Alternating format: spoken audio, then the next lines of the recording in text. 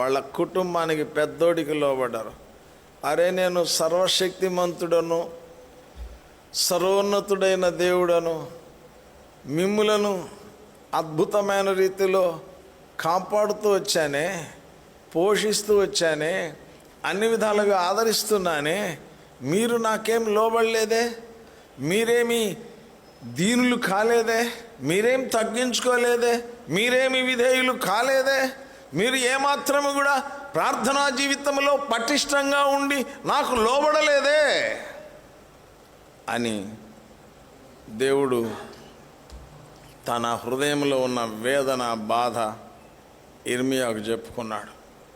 చూశావా, ఒక మనిషి మాటకు విలువిచ్చారు రేఖాబీయులు, దేవుడనైనా నా మాటకు వీళ్ళు విలువివ్వడం లేదు అని చెప్పి దేవుడెంతో బాధపడినట్లుగా వాక్యం మనకు చూపించి, ఎవరిని చూపించి వీళ్ళని హెచ్చరించాడు?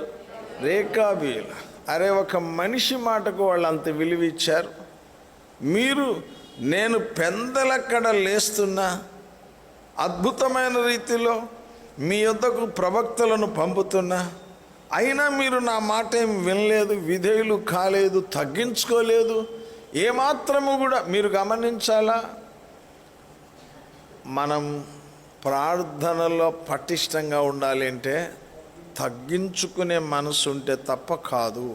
2, దేవునికి విధేయత చూపించే మనసు, దేవుని వాక్యానికి విధేయత.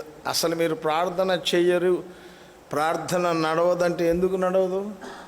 తగ్గించుకునే మనసు అన్న లేకుండా ఉండాలి. 2వది, దేవుని వాక్యానికి విధేయత అన్న చూపించకుండా ఉండాలి.